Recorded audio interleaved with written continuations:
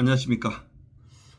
오늘은 인간의 그 존재 본질론적인 이야기를 한번 해보고자 합니다.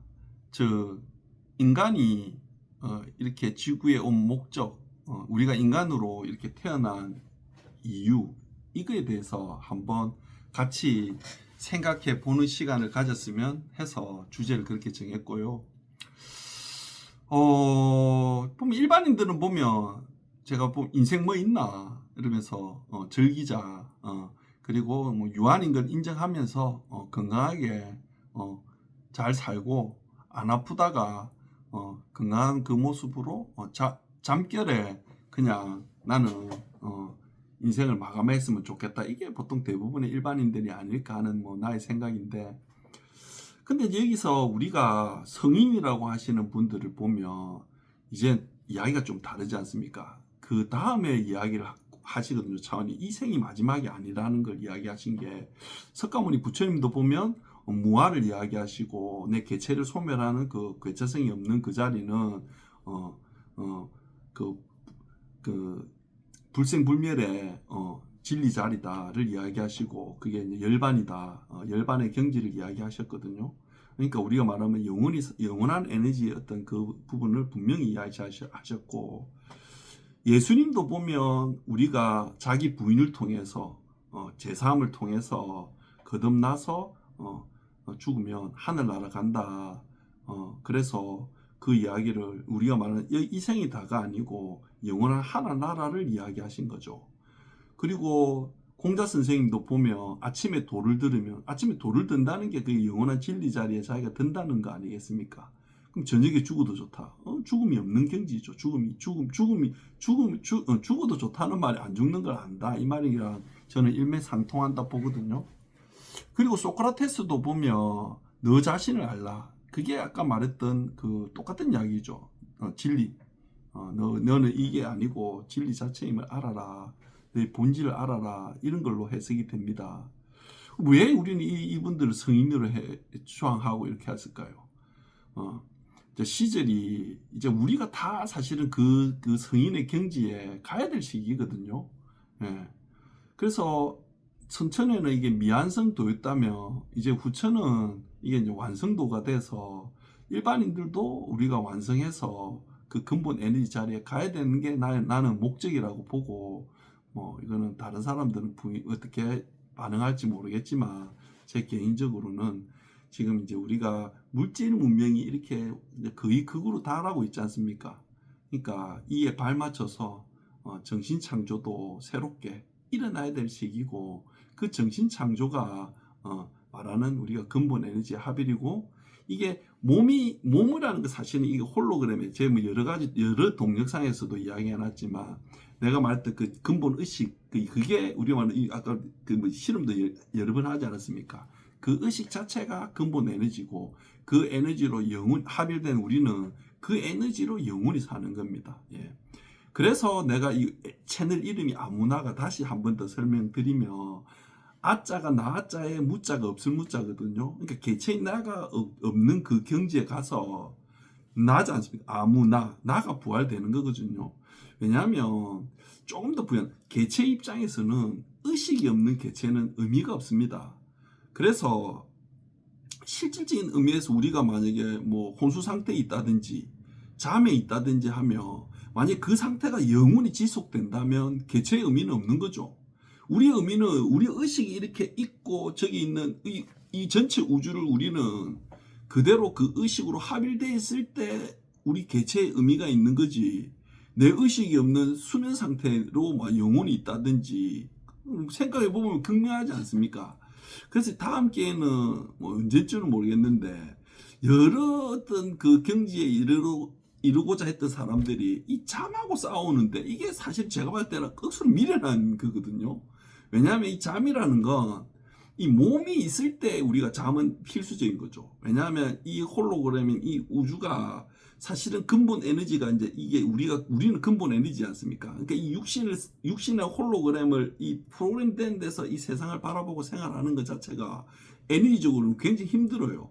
그럼 이걸 정화시키려면 사실은 이 근본 에너지에서 이게 우리가 정화가 돼야 되는데 이 우리가 지금 이 의식을 딱 가지고 이 몸 정화가 잘 안 됩니다. 그래서 이게 딱 꺼놓고 이게 정화시키는 거거든요. 그럼 잠을 자고 해야 되는데, 그러니까 사실 이게 그 사람도 수행하면서 이 의식을 끝까지 잡아가지고 그걸 한번 해보려고 한 것 같은데, 제가 봤을 때는 그거는 그래 할 필요가 없다. 뭐 몽중이래 뭐 이런 게 제가 봤을 때는 이 근본 이걸 잘 모르고 수행으로 들어가서 몸만 고생하는 거죠, 사실은. 예. 장자부라 이거 뭐 개인적으로 대단지 진짜 인간적으로 참 대단한 수행이고, 근데 저 개인적으로는 진리하고는 뭐 그렇게 해서라도, 그러니까 그 경지에 간지 모르겠지만 제가 말하는 방법은 전혀 그렇게 할 필요 없이 그냥 바로 갈 수 있습니다. 예. 그리고 우리가 보면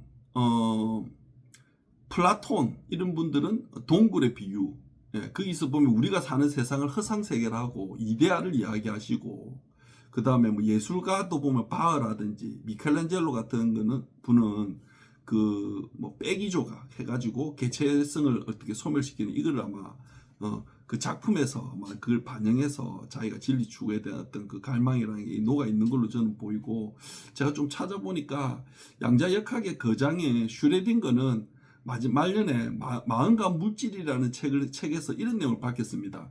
개별의식이 각자의 세계를 보는 것 같지만 조금 부연 설명하며, 개체인 내 자체가 다른 각자의 세계를 보는 것 같지만 정신은 하나다. 그 정신, 하나의 정신에서 그게 필터로 보는 거지 각자가 이렇게 보는 게 아니다. 뭐 이렇게 이야기하셨고, 아인슈타인에서 총했던 영적 아들이라 불리는 데이비드 봄이라는 분은 세상을 바라보는 나 관찰자가 생각과 별개로 존재한다는 것은 거대한 착각이다. 그러니까 생각하고 나 자체가 이렇게 분리되어 있다고 생각하는 것은 거대한 착각이다. 주체와 객체가 분리되어 있다는 이 환상이 무너질 때 비로소 분할 없는 전체성이 드러난다. 그러니까 보는 자하고 보이는 자가 그 경계가 무너졌을 때 전체성이 드러난다까지 이렇게 이야기하셨거든요. 근데 과학하시는 분들은 아직까지 왜냐하면 자, 영적으로 가신 분들은 그 근원 에너지에 대해서 합일에 대한 이야기를 하셨지만, 과학을 하신 분들은 아직 합일에 대한 이야기는 안 하고 그걸 아는 단계죠, 지금. 아직 그러니까 관찰자하고 그게 무너져야 된다는데 자기가 무너졌다는 이야기는 하지 않거든요. 예. 그리고 제가 조금 더 뭐 이야기해 보면 수행하시는 분들도 보면 이게 정화가 되면 이게 맑아지니까 이 정신이 하나라는 것까지는 아는 거죠. 근데 완전히 그 에너지의 상태로 완전히 합일됐냐는 별개의 문제거든요. 그 합일되면 완전히 에너지 전이가 일어납니다. 그게 바로 예수님이 말했던 이마의 인이고 부처님이 말했던 백호강명, 그게 나야지 완성된 증거입니다. 그게. 그래서 제가 뭐 그 부분을 이야기하는 거고, 그래서 결론을 미리 이야기하면 우리가 몸을 받아 이래 온 이유는 사실은 완성돼서 이 영혼이 살려고, 그 이래 말하면 이거 좀 이상할 것 같지만 에너지적으로 보면 그 근본 에너지는 영생불멸이 말 그대로 근본 에너지고, 우리가 그게 합일되면 우리는 거기서 영원히 산다는 게 논리적으로도 맞지 않습니까? 그리고 여기서 약간 제가 좀 부연 설명을 하면, 뭐 여기 드러나 있는 이런 물건들은 그러니까 근본 에너지가 이걸 변해가 된 게 아닙니다. 내가 그랬죠. 우리가 근본 에너지라는 거 우리의 전체 의식, 딱 그 의식이고, 이 홀로그램은 사실은 가상인 거죠. 조금 더 비유를 더 제가 좀 쉽게 해보면 거울을 생각하시면 됩니다. 거울은 아무런 미동이 없지 않습니까? 거기에 비치는 세상에 폭탄이 터지고 하더라도 그 화면은 아무런 데미지가 없죠. 근본 에너지는 그대로 있는 겁니다. 거울과 똑같은 상태고, 현상계에서 뭐 핵폭탄이 일어나고 블랙홀에 뭐 빛이 빨려 들어가고 하더라도 근본 에너지는 그거는 전혀 상관없이 그냥 그 자리에 있는 겁니다. 예. 그러니까 물리법칙이라는 이런 것들은 말 그대로 현상계에서 일어나는 어떤 이치지, 근본 에너지 자리에 가면 이러한 것들이 없습니다. 그러니까 말 그대로 4차원 우리의 의식이 원하는 대로 다 이루어지는 세계라고 그렇게 상상하시면 맞을 것 같네요. 그러면 우리가 이제 죽음이 어떻게 되는가? 그럼 이 상태로 만약에 내가 완성을 못하고 죽으면 어떻게 되는가, 이게 궁금할 수 있다, 그렇죠? 그걸 설명하면, 이렇게 비유하면 좀 잘 알아들을 수 있겠네요. 이게 이제 파장의 법칙이라고, 뭐 애들을 한번 설명해 보면, 우리가 공부를 잘하고 뭐 공부를 잘했어도 맑다는 건 아닙니다. 그러니까 맑은 애들하고 밝은 애들이 있는데, 만약에 조금 가정 환경이 어렵다든지 마음이 힘든 친구들, 뭐 일진, 그러니까 일진을 비하는 거 아니고 그냥 예를 들어서 일진이 애가 그 학생들하고 밝은 애들하고 어울리지 않습니까? 그러면 굉장히 불편해요, 그 일진이 애들이. 그리고 그 애들도 아마 좀 안 맞으니까 뭔가 기운이 이상할 겁니다. 왜 그러냐면 이 에너지 이 공명이 주파수가 다르거든요. 이 에너지 상태가. 그러면 자기랑 이게 다른 파장이 들어가면 이게 분명히 이게 안 돼요. 이게 상쇄간섭이 나요. 근데 자기랑 주파수가 맞는 데 들어가면 이게 보강간섭이 일어나서 이게 공명을 해서 이게 편안함을 느끼거든요. 그러니까 얘는 이쪽에 있는 것보다는 자기하고 비슷한 마음 상태에 있는 애들하고 갔을 때 얘는 훨 편안함을 느끼죠. 이걸 잘 설명해 놓은 게 티벳 사자에서 해보면 그런 내용들이 쭉 있는 걸로 압니다. 그는 에너지 합일이 안 되면 그 다음에 해가지고 더 순차적으로 이렇게 합의를 해라 하고 이야기한 게 그 책의 핵심인 것 같은데, 그러니까 이거 생각해보면 우리가 죽으면 어떻게 되냐면 딱 지금 에너지 내 상태입니다. 그대로입니다. 그대로. 요 상태하고 딱 맞는 그 에너지 장애 그대로. 그러니까 이 4차원에서, 그러니까 우리 이 없는 이 마음 세계라는 건 그냥 우리가 보면 뭐 우리가 3차원에서는 공간으로 이런 게 아니고 그냥 에너지 차원이 그대로 그냥 그 주파수에 꽂히는 거죠. 예. 그렇게 생각하시면, 그러니까 내 에너지 상태하고 동일한 그 영역대에 있는 그 자리에 이제 내가 존재하게 되는 거고, 그게 이제 거기서 정화돼 가지고 뭐 사람으로 다시 온다든지 이렇게 되는 건 기약이 없는 거죠. 예. 그래서 살아있을 때 우리가 완성해서 근본 에너지로 가서, 예. 그래서 아까 예를 들어주면 그 근본 에너지 뭐 알 건데, 아까 그랬잖아요. 이 정신세계가 이제는 제약이 없는 세계로 들어가기 때문에 이 의식이 곧 말하는 그 실상이 되는 그 경지로 가는 거거든요. 예.